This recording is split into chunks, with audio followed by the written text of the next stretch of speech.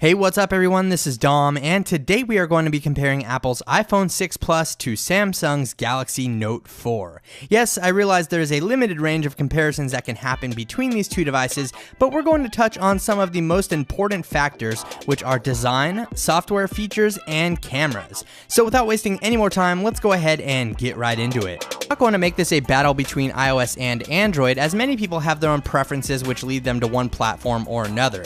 Either way, these two devices are shaping up to be the most coveted large-screen smartphones in 2014, and it makes sense to compare them to help you make an informed decision. First up, we have Apple's iPhone 6 Plus, and this is the company's first shot at a larger device, or a phablet, and aside from a record-breaking opening weekend, it hasn't been an easy launch for the iPhone 6 Plus. But controversy aside, let's go ahead and find out what makes this thing tick. Starting out with specifications, the iPhone 6 Plus features a 5.5-inch IPS display with a resolution of 1920 by 1080, giving it 401 pixels per inch, an Apple A8 chip clocked at 1.4 GHz, a quad-core PowerVR GX 6450 GPU, 1 GB of RAM, and a 2915 mAh battery. There's no denying the marginal update in specifications when compared to previous generation iOS devices, but that doesn't mean that there's a huge performance gap between the iPhone 6 Plus and the Galaxy Note 4. As for the Note 4's specifications, we have a 5.7-inch QHD Super AMOLED display with a resolution of 2560 by 1440 coming in at 515 pixels per inch. We have a quad-core 2.7 GHz Snapdragon 805 processor,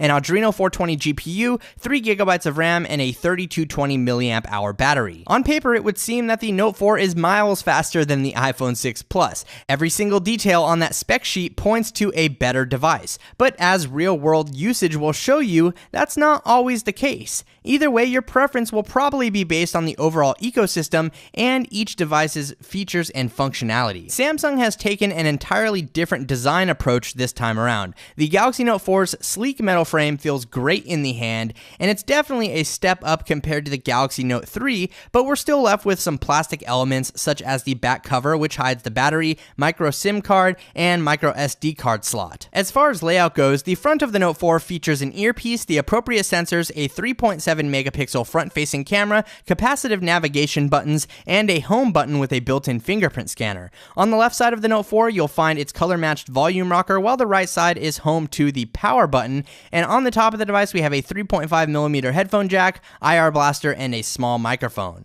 Coming around to the bottom, we have a pair of microphones, micro USB charging port, and the S Pen. And finally, on the back side, you'll find a 16 megapixel camera with optical image stabilization, LED flash, heart rate sensor, and a small speaker. Moving over to Apple's iPhone 6 Plus, on the front side you'll find an earpiece, sensors, a 1.2 megapixel front-facing camera, and the circular home button with a built-in fingerprint scanner that Apple calls Touch ID. On the right side we have a sleep-wake power button and its nano SIM card tray, while the left side features its volume buttons and a mute switch. You won't find anything on the top of the iPhone 6 Plus, but the bottom features a microphone, 3.5mm headphone jack, lightning port for charging, and a small speaker. Lastly, on the back we have an 8 megapixel camera with optical image stabilization and dual LED flash, which is capable of shooting up to 1080p video at 30 or 60 frames per second and up to 240 frames per second at 720p. Both devices feature NFC, but Apple is taking advantage of this with a new mobile payment platform called Apple Pay,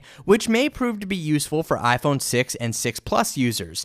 This isn't the first mobile payment platform to hit the market, but it may be the first one to catch on. Unfortunately, we won't know for sure until about a year or so has passed. Obviously, there's going to be a big difference between the user experience and features on each device. With the iPhone 6 Plus, we're running iOS 8, which is a very simplistic experience overall. Apple keeps iOS fine-tuned and under control for the most part, but that's not always a good thing for everyone. To make it simple, iOS is going to offer the same experience on the iPhone 6 Plus as it does on the iPhone 6 and for the most part iPhone 5S. I'm not going to get in depth with the features that iOS 8 brings to the table, but if you'd like to find out more about them, check out the video I've linked below. With the Samsung Galaxy Note 4, you're getting a very specific set of features that will only apply to the Note line of smartphones. While these features won't be for everyone, Samsung's S Pen will provide an experience like no other smartphone out there, but only if you're going to take advantage of it. I've detailed all of the new S Pen features in my Galaxy Note 4 versus Galaxy Note 3 video, and if you'd like to find out more, I'll leave that link down below. Either way, the main advantage to having a Galaxy Note is going to be the S Pen and the large display. Another advantage to the Note series is the ability to multitask and have multiple app windows open at once, or you can stack them on top of one another for a split screen experience. At the end of the day, the S Pen new metal frame design and its 5.7-inch QHD display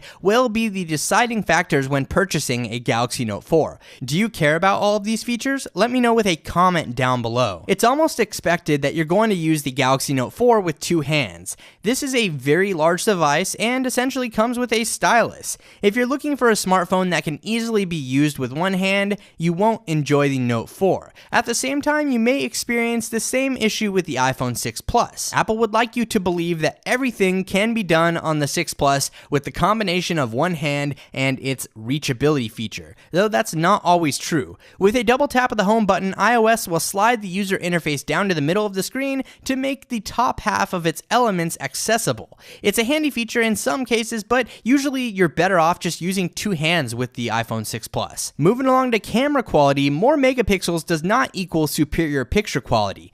Both cameras feature optical image stabilization, but Samsung's Galaxy Note 4 has a 16 megapixel sensor, while the iPhone 6 Plus comes in with half the specs at just 8 megapixels. Let's be honest here, both of these cameras take excellent pictures, and it'll be hard for most consumers to tell the difference between each camera in acceptable lighting.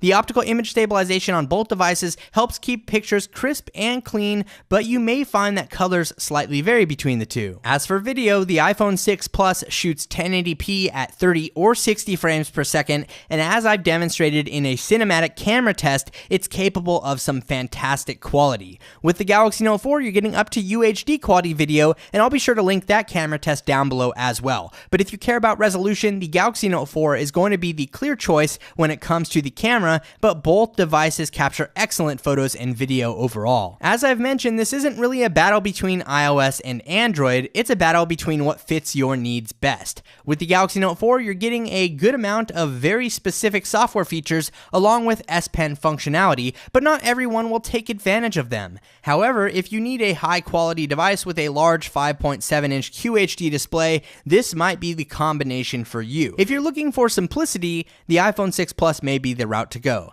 Apple has a strong grip on its software and services and like to keep them under a very manageable umbrella. This isn't a bad thing in any way, but if you're familiar with other iOS devices, you won't have any trouble figuring out the iPhone 6 Plus. With Samsung and other Android devices, there's going to be a wide variety of software features that you'll discover over the course of ownership. Both Apple and Samsung have made excellent devices here. The decision is going to come down to which mobile OS you're invested in the most and whether or not you'll take advantage of the features that Samsung brings to the table with the Galaxy Note 4. Hopefully I've provided enough detail to help you make an informed purchase. It's obvious that these two devices are designed for completely different personalities, but which one is right for you? Let me know what you think with a comment down below. And if you enjoyed this video, feel free to leave it a thumbs up as it does help out the channel a lot. Also, if you're not already, be sure to subscribe for more comparison videos like this in the future. Thank you very much for watching, everyone.